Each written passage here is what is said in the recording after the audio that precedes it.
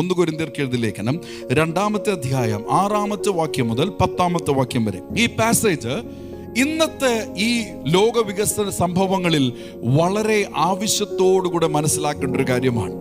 പൗലോസ് ഒരു beautiful narrative കൊടുക്കുകയാണ്.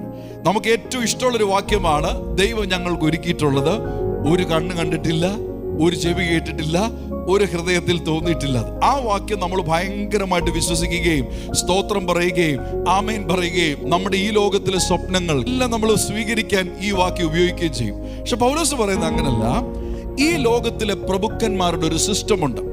ഈ ലോകത്തിലെ പ്രഭുക്കന്മാർ പറയുന്ന വിവേകത്തിന്റെ ഒരു സിസ്റ്റമുണ്ട്. എന്നാൽ അതിലും മേലെയാണ് ഞങ്ങൾ പറയുന്ന ഈ മർമ്മം. ഇത് ഞങ്ങൾ സഭയിൽ എല്ലാവരോടുമല്ല പറയുന്നത്, പക്വതയുള്ളവരോടാണ് ഞങ്ങൾ ഈ മർമ്മം, ഈ രഹസ്യം വെളിപ്പെടുത്തി കൊടുക്കുന്നത്. എന്താണ് ആ രഹസ്യം?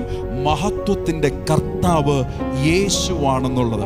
അങ്ങനെ യേശുവുമായിട്ട് ആഴമേറിയ ഒരു ബന്ധത്തിൽ വന്നാൽ ഈ ലോകത്തിലെ സിസ്റ്റത്തിന് മേലെ ജീവിക്കുവാൻ സഭയ്ക്ക് സാധിക്കും. ഞാൻ ഒരിക്കൽ കൂടെ പറയാം, സഭ ഇപ്പൊ ജീവിക്കുന്നത് ഈ ലോകത്തിലെ സിസ്റ്റം പറയുന്നതനുസരിച്ചാണ്. ലോകത്തിലെ പ്രഭുക്കന്മാർ പറയുന്നത് പോലെ അല്ല എന്റെ കർത്താവ് പറയുന്നത്.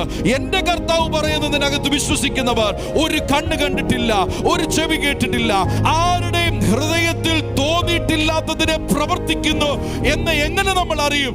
ദൈവത്തിന്റെ ആത്മാവിനാൽ അറിയും.